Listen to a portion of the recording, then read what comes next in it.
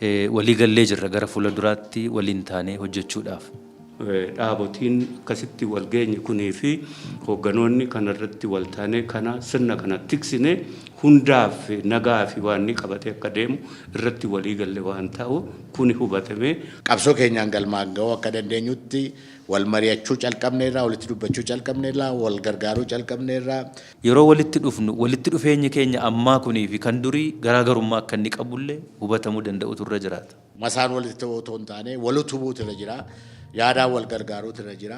Morkii soo barbaachise immoo akka civilized ta'etti wal morkuun walii galtee walii mallatteessinee addaan bahuun keenya yaadatama.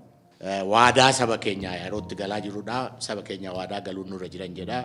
Karaa keenyaa waadaa galeeran jedha. Irratti waliin hojjechuuf kanarratti wal taaneerra jaarmileen Oromoo kunis bifa haaraan yaada haaraan gadi baaneerraa nu bukkee dhaabbadhaa nu gargaara.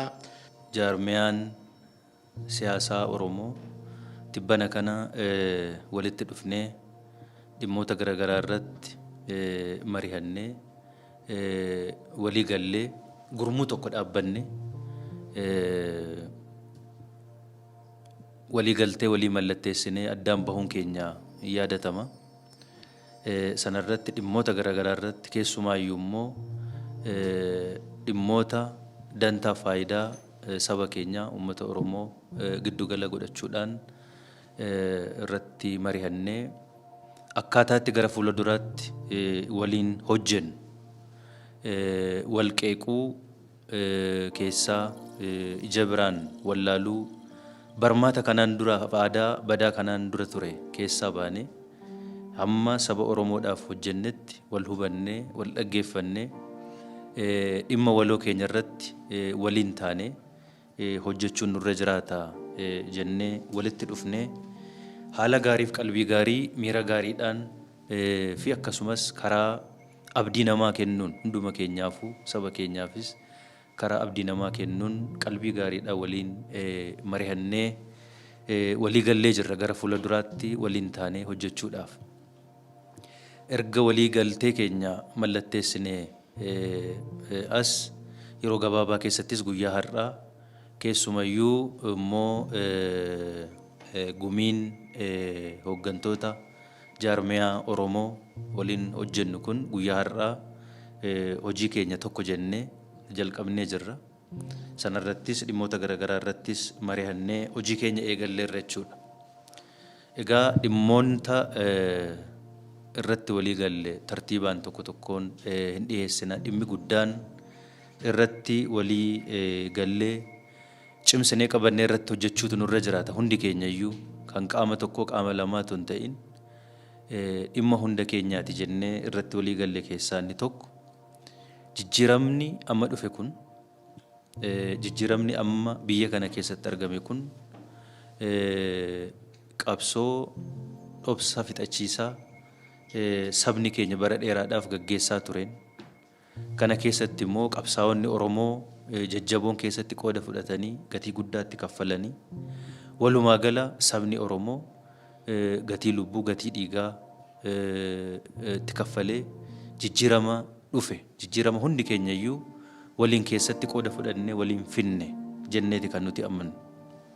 Kanaaf jijjiirama kana keessatti hunduu qooda fudhatee erga fideeti jijjiiramni kun immoo akka inni galma ga'u akka inni fiixa ba'u jijjiirama maqaaf etoo hin ta'in jijjiirama dantaa saba keenyaa faayidaa uummattoota biyya kanaa eeguu danda'u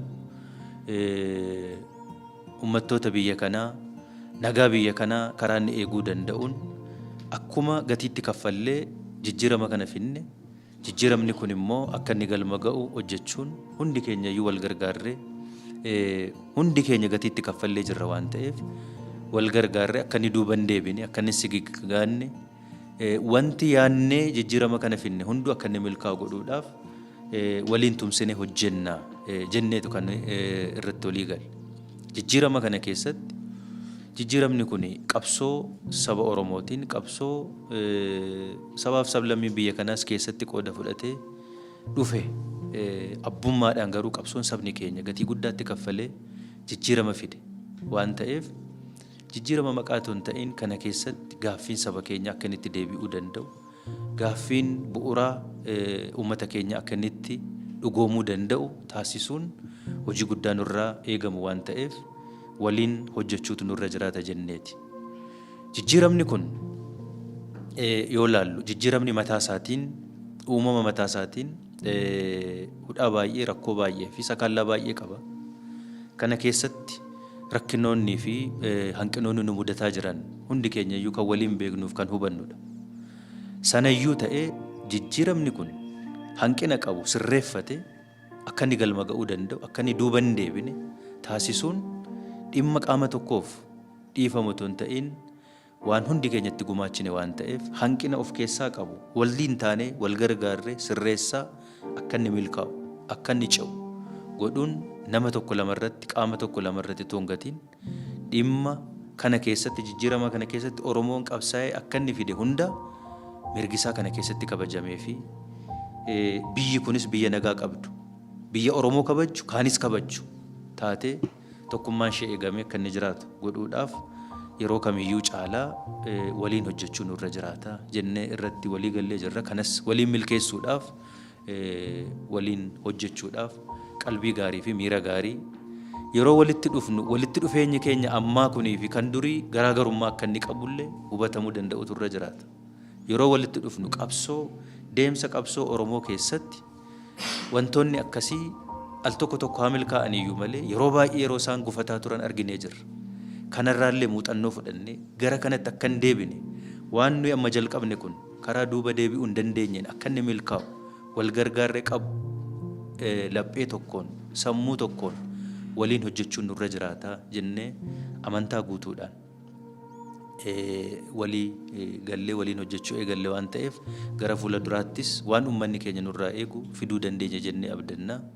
Kan hafan immoo jaallan hafan fudhatanii ibsuu hin danda'u fayyaa ta'a karaa kun. Akkuma hunduu beeku sabni keenya jaarraa 16 yoo inni waggaa 500 asitti bitaadhaa mirgaadhaa kaabaa kibbaa lixaa baadhaa akka ta'utti qabsoo haaraa mootummaa rakkisaa ture, mootummaa baay'irree, mootummaa dhiibaa ture, mootummaa mirgasaa sarbaa ture, mootummaa qabeenyasaa saamsisaa ture kana ofirraa dhiibee jijjiirama haaraa akkuma boollammaa amma jedhee jijjiirama haaraa biyya kanatti saba Oromootiif saba biyya kanaatiif yeroo inni itti fidedha. Ijaa kanaa tokkummaa saba keenyattis qeerroo keenyattis beekaa Oromoos hundatti kanan immoo barbaadu tokkummaa saba keenyaa kunuunsa, tokkummaa saba keenyaa utubaa, tokkummaa saba keenyaa jabeessa. Sabni kuni mataa ol qabatee jaarraa 500 asitti akka sabaatti akka saba guddaa biyya kanaatti kan inni of mul'isaa jiru. Tokkummaa isaatiin ijaa ta'ee fi tokkummaa kana kunuunsinee jabeessinee utumnee akka ittiin laga ceenu hundatti dabarsuun barbaadaa. Kanaaf hojjechuu calqabneerraa sabni keenyas dargaggoon keenyas beekaan keenyas nu duukaa dhaabbatee kan akka nu gargaaru dhaamsa dabarsuun barbaadaa. Tokkummaa saba keenyaa gubbaatti olaantummaan hojjechuun nurra jira. Tokkummaan lammataa immoo kan nuti kan dabarsuu barbaadu tokkummaa qeerroo keenyadha. Yeroo baay'ee akkuma dubbadhutti warra galma miliggaa'es Oromoo warra galma miliggaa'es kan achiin ga'e nu warra mana hidhaa tures kan mana hidhaatiin nu yaase warra ala tures qe'eesaatti biyya isaatti kan galche humna qeerroo kanadha. Humni qeerroo kun humna haaraadha. Akkuma eddeemmaa jedhee takkuu saba keenya keessaa humni kun ba'ee waggaa 500 asitti Oromoonuma bichaa yoo ta'u hin taane biyya kana jijjiiree qabsoo biyya kanaa bifa haaraatiin jijjiiree sabni keenya biyya kana keessatti saba kabajamee saba guddaa qe'ee guddaa dachee guddaa biyya guddaa qabu kabajamee jiraatu gochuu danda'eera. Saba biraatiifis keenya duwwaa otoo hin taane saba biyya kanaas akka bilisa ba'u carraan har'a arganne kan akka dhufu nu gochuu danda'eera. Ijaa kanaa tokkummaa qeerroo keenyaa dantaan taane waan hin taane nu toonirree tokkummaa kana utubnee tokkummaa kana jabeessinee tokkummaa kana karaatti agarsiifnee qajeelchinee gorsinee qeerroon keenyas qarree keenyas humna haaraatiin tokkummaa kanaa fi qabsoo keenya fudhatanii akka laga ji'an gochuuf irratti hojjechuun nurra jira. Kanaafis egaa qeerroo Oromoo, qarree Oromoo akkuma heddummaalee saba Oromoos beekaa Oromoos kana gubbaatti akka olaantummaan akka hojjennu ergaa sirii dabarsuu barbaada. Inni sadaffaa ergaan ani barbaadu dhaabbileen Oromoos akka warra ammas jiru keessatti qooda fudhachaa turre baay'een keenya qeerroon keenyas beekuun kan isuma beeku deebinee waggaa 50 gara waggaa 50 kan ta'u dhaabbileen Oromoo, jaarmileen Oromoo yeroo baay'ee humni keenya, qabeenyi keenya, beekumsi keenya kan irratti dhumaa ture lokka qabnee wal harkisu, masaanuu walitti taanee akka taanetti wal dhiibuu, wal gaarreeffachuu, wal jibbuu, waaqa irratti kadhachuu keessa turre. Amma jaarmileen Oromoos bifa haaraatiin, yaada haaraadhaan, yaada gabbataa ta'een, yaada qabsoo saba keenyaa keessaa bahee qabsoo laga ceesisuu akka danda'anitti of ijaaruu, of haaromsuu, of jabeessuutu irra jira. Wal masaan walitti ta'uu otoo hin taane wal utubuutu irra jira.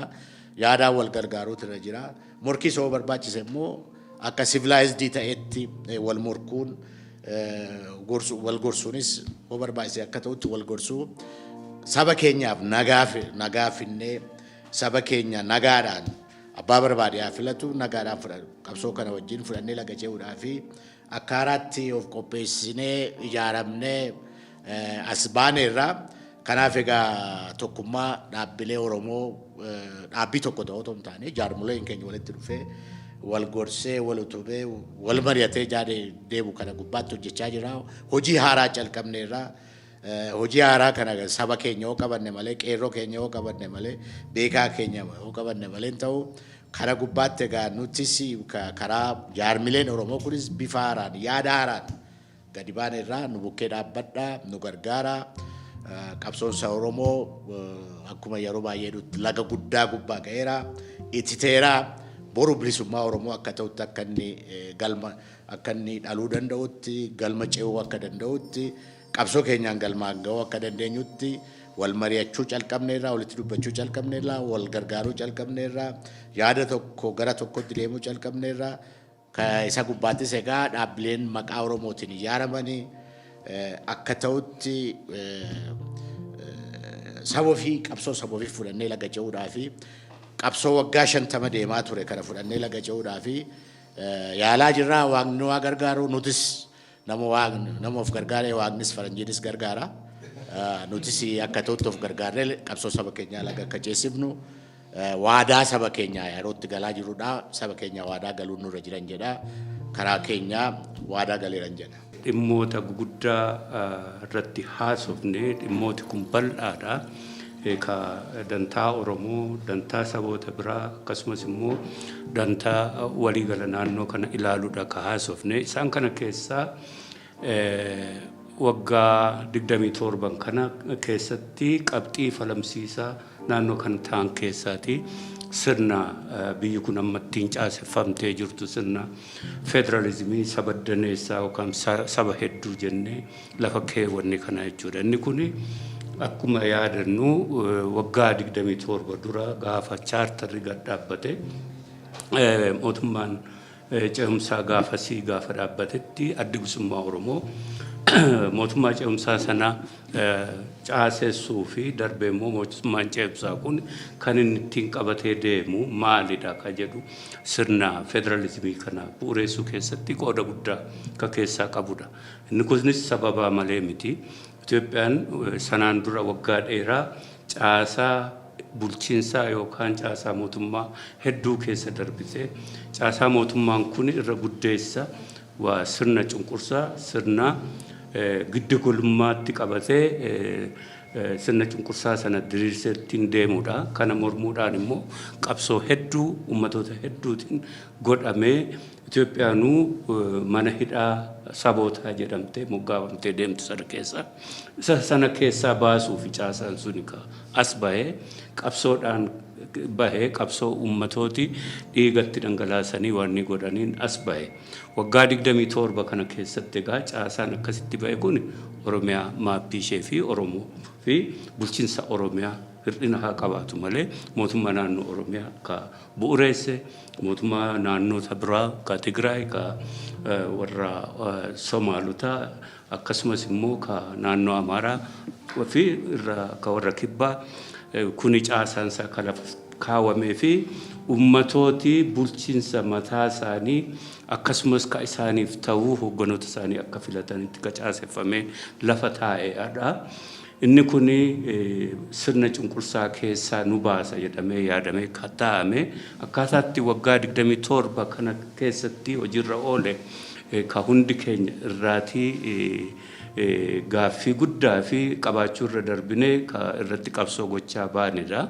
Inni sun ka haa ta'u malee sirna kanarratti sirni kuni ka gara fuulduraatti nu deemsisu kanarra dhaabbatee ka biraatti ka ce'uu barbaadullee sanumarra dhaabbatee ce'aa jedhameeti yaadamee ittiin deemamaa ture.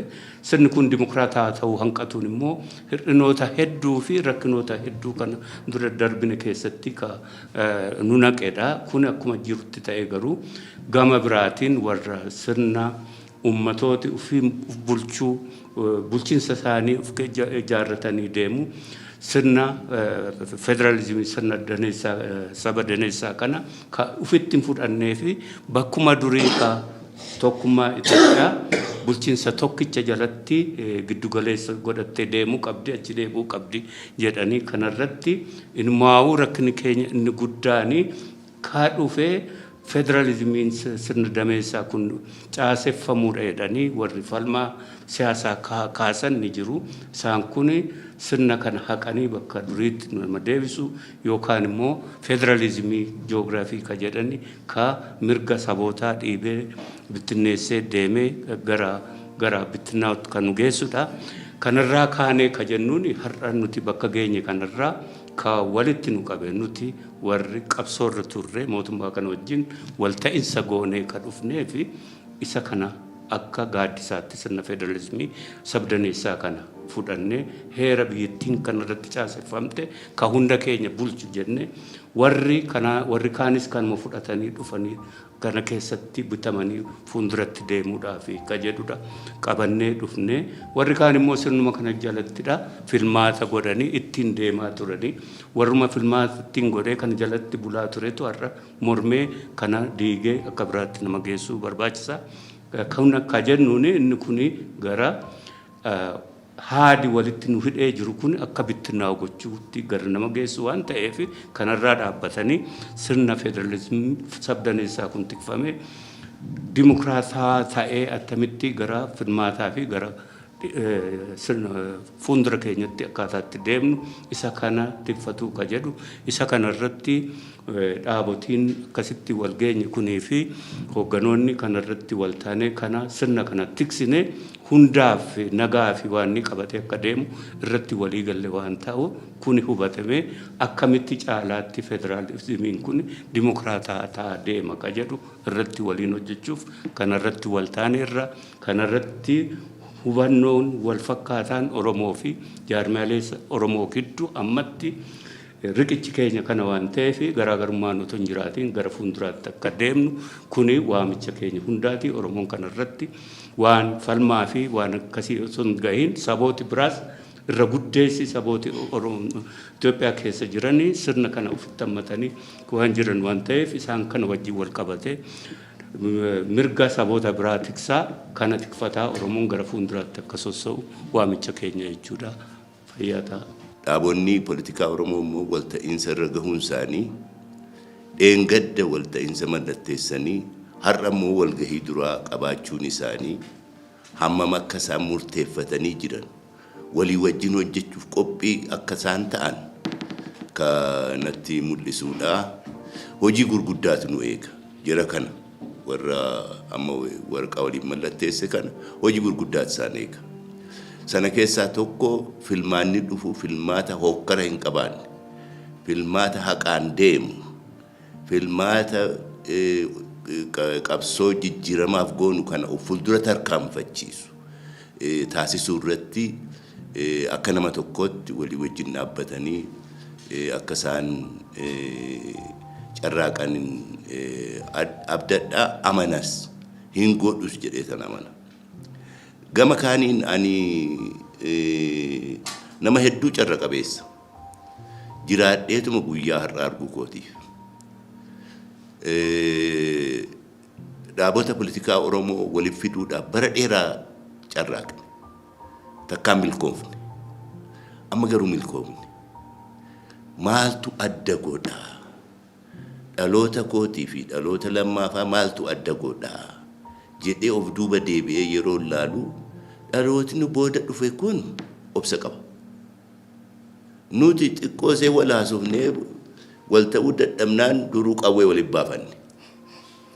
Isaan kun wal obsanii wal falmanii ji'a jaha kunoo wal falmanii murtii kan ragaan tokko. Lammaffaa nuti wal hin dandeenye. Yoo yaada jajjabaa waliin jenne duruu aarre.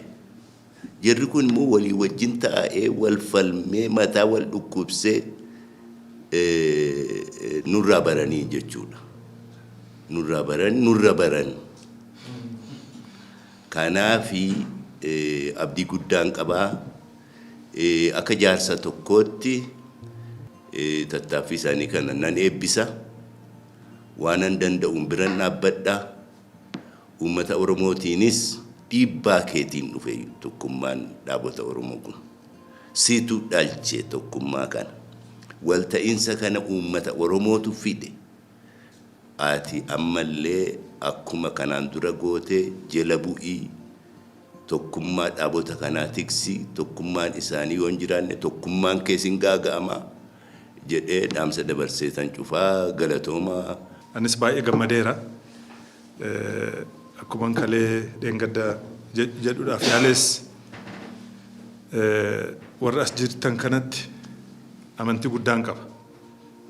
Amantii guddaan qaba isin akka jijjiirama kana fiddan. Amantii guddaan qaba akka isin garaa bal'attanii amma akkuma Bolecoon jedhe dhibee hunda fudhattanii wanna kana fuuldura akka deemsiftan. Kara biraatiin namni akka gaariitti nun hubannes shakkuu sin danda'a. Maal ta'anii jarri kun dhugumaayii dhugaadhaan deemaa jiruu jedhee gaafachuun hin mala. Baga gaafatanis nu garuu kana keessaa waan qabnu waanuma dhugaa duwwaadha. Dhugaan sunis laallee ammammaatti tuturree ammammaa rakkannee wanna jennuun hundumtuu dhugaa nu jalaa ta'uu dinnaan amma garuu teenyee laallu wanna kanatti hirmaachuu qabnaa jara kana qarqaaruu qabnaa jennee akka Oromoo tokkotti dirmannee walitti dirmannee dhufne wal qarqaarutti kaane jechuudha. Fedhiin tokkollee waan biraa barbaacha as keessa hin jiru. Garaa qulqullummaadhaan yaada sabaaf keenya jennee wanna itti seennedha. Hin milkoofnas. Kanaaf garuu waa hundumaafuu obsa. Wanni keessa deemne akka kalee akka dheengadda dubbannetti waa'ee hamaadha. Namni wal shakkuun hin jira lafaa ka'ee takka safuunis baduun nama jirti. Kan hundumaa dhiifnee garuu wannuma netti dhufu hundumaa dandeenye wanna jedhum hundumaa fudhannee nu garuu hojiidhaan hoo mul'ifne nama walitti sassaabna firoota keenya walitti fidannaa jechuudha.